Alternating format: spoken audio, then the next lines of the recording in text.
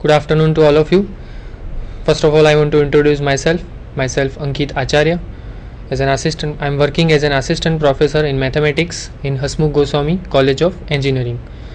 So today my content is kernel and range, inverse linear transformations, and matrices of general linear transformations. If you remember, last time I discussed about start with linear transformations, some definitions, examples, composition of composition of two transformations, and also seen some important examples. So let's see today's our content. First content is kernel and range. So let's see the definition. Here is the definition. If T from V to W is a linear transformation, then the set of vectors in V that T maps into theta, theta means zero vector in W is called the kernel of T, and it is denoted by with this notation you can see on the screen, kernel of T. So this definition says that we have to collect all the vectors in the domain such that image of that vector is a zero vector, in W. So suppose in domain there are 10 elements, x1, x2, x3, x4, x5, x6, 7, 8, 9 and 10. Suppose 10 elements, and from that 10 elements, if 5 elements, image of 5 elements are theta, but theta is a zero vector in the codomain, so that 5 elements are in kernel of T. So that says these definitions. Okay, so that you remember. Next definition is range of T. The set of all vectors in W that are images under T of at least one vector in V is called the range of T. It is denoted by with this notation R in bracket T, that is range of T, and set theoretically we can write range of T is equal to T of U, where U belongs to domain V. Okay, so if some vector is in range of T, some U is in range of T, that means what? There exists A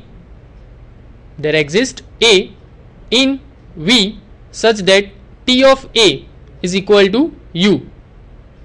Okay, clear? Because U belongs to range of T, that means there exists one element in the domain such that image of that element is U, is equal to U. Clear?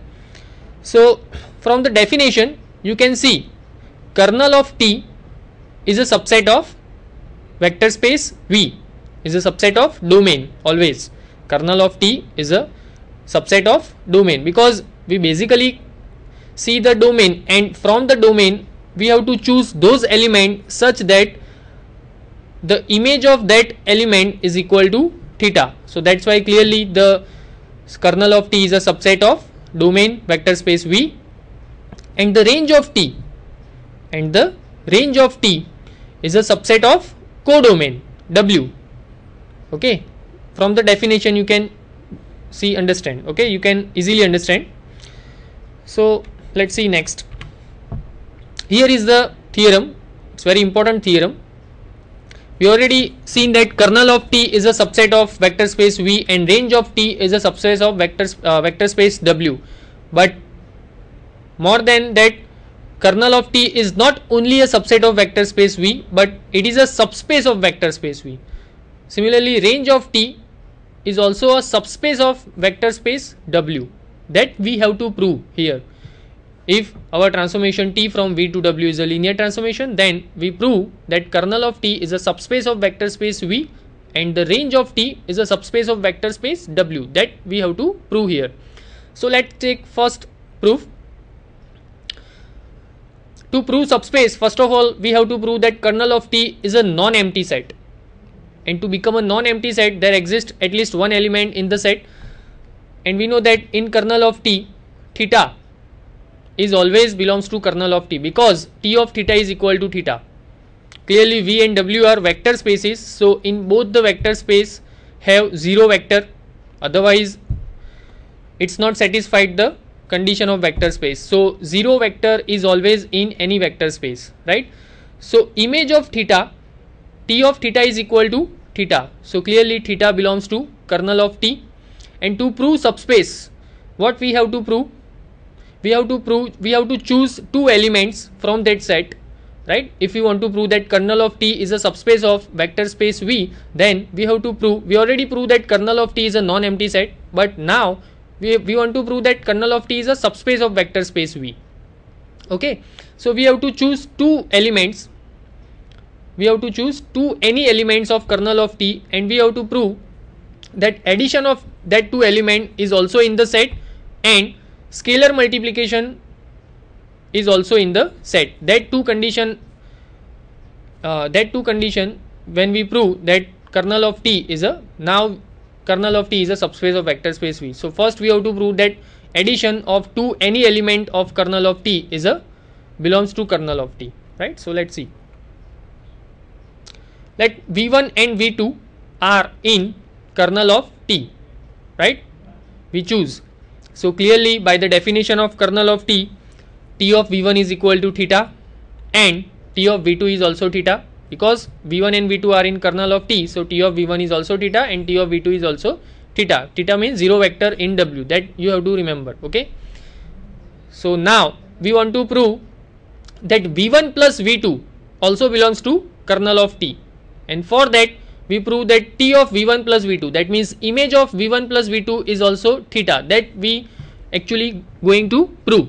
So let's see, t of V1 plus V2, what is equal to? T of V1 plus V2 is equal to t of V1 plus t of V2. Why this thing happen? Because t is a linear transformation and we have properties of linearity, right? So that's why these steps are going. So t of V1 plus V2 is equal to t of V1 plus t of V2, that is equal to theta plus theta, because t of V1 is equal to theta, t of V2 is equal to theta, so that is equal to theta plus theta is equal to theta.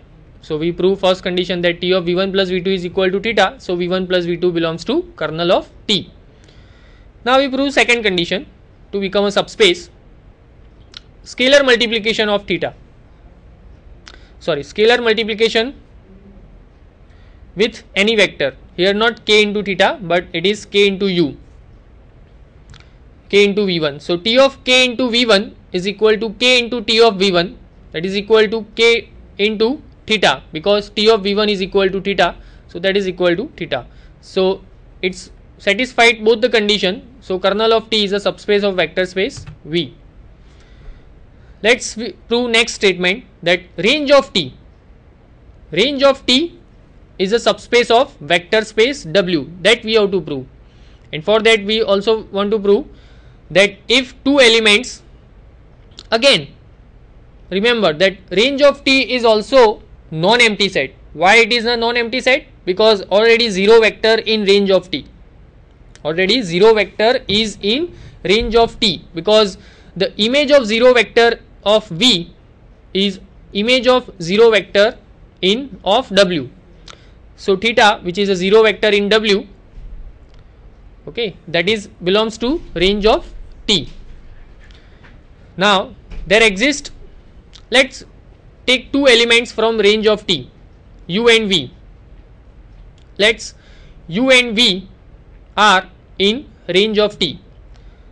So because of we have a definition range of, we know the definition of range of t, there exist a and b belongs to the domain, a and b belongs to the u, such that t of a is equal to u and t of b is equal to v.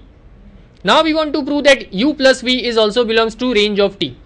So let's start with u plus v, but u is t of a and v is t of b, so u plus v is equal to t of a plus t of b.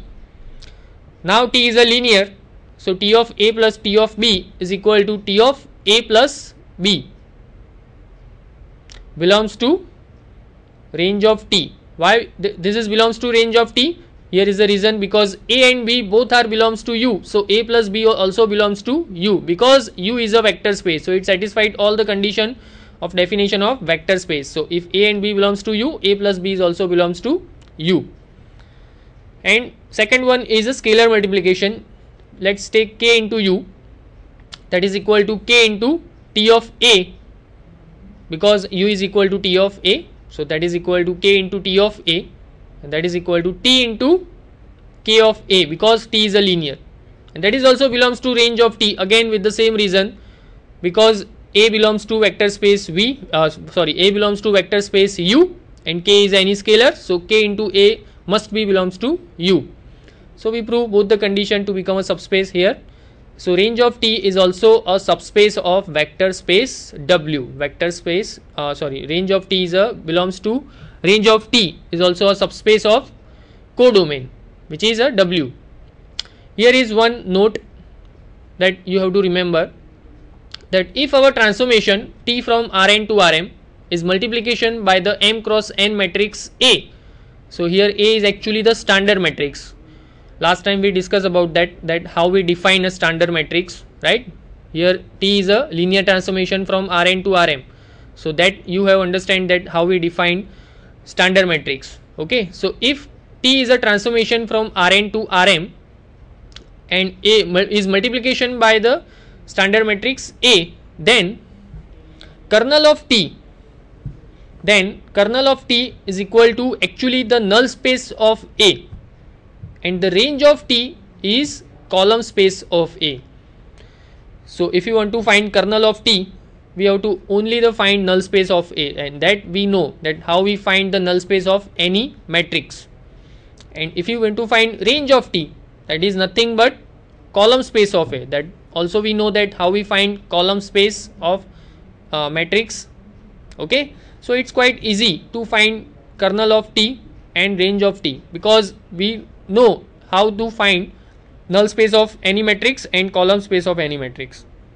So that we have to remember that kernel of T is nothing but the null space of that standard matrix, which is multiplication by m cross n matrix A, and range of T is also the column space of A. Now here we seen some simple example to find kernel of T and range of T for the given linear transformations. Okay, so first one is a zero transformation. We know that how we define zero transformation, that you should know. Zero transformation means, if transformation T from V to W with a zero transformation, means image of any vector in domain is equal to the zero vector. Image of any vector of domain is equal to the zero vector for each and every vector in domain. So T of U is equal to theta. Okay, and now here we want to find the kernel of T and range of T. So how we find? We know, I already told you that if you want to find kernel of T, it's quite simple. For this type of simple example, to find kernel of T, we have to choose those elements such that image of that element is equal to theta. That means zero vector, right? And here you can see by the definition of zero transformation, all the image of all the vectors is equal to theta. Image of all the vectors is equal to theta. That means all the vectors are in kernel of T. Okay, all the vectors of domain are in kernel of T. So that means what? Kernel of T is the whole domain, vector space V. Okay, and what is range of T? What is the collect all the images? Collect all the images from the codomain. But here is only the one image, which is zero vector. There is no image. Okay, so range of T is equal to singleton theta. Clear? So for zero transformation, kernel of T is vector space V, whole vector space V, and range of T is equal to singleton theta. Let's see the next example. Identity operator. We know how we define identity operator. The image of that vector. We clear that identity operator means domain and codomain both are same. So and how we define identity operator? Image of identity, image of any vector, it's itself, right? So I of V is equal to V for all V belongs to V. So kernel of T. What is kernel of T? collect all, again I repeat that collect all the vectors from the domain such that image of that vector is equal to theta. But here only the one vector in domain such that image of that vector is a theta, which is a 0 vector, that is itself theta, that is itself theta.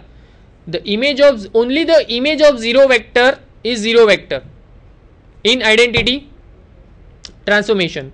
So clearly kernel of T is equal to singleton theta. And what is range of T? By the definition you can see that range of T is whole vector space V, okay, because image of any vector in domain is itself in codomain. So clearly range of T is whole vector space V. Let's see the next example. Next example is T from R2 to R2 with a linear operator that rotates each vector in xy plane through an angle theta. So here what is kernel of T? Singleton theta. Why it is singleton theta? Because if we rotate any vector in R2, if we rotate any vector in R2 with any angle, the length of that vector is same always, right? So length never become a small. So kernel of T is equal to theta. Let's see with this figure if you want to understand. Here is a rotation, right? So this is a vector xy.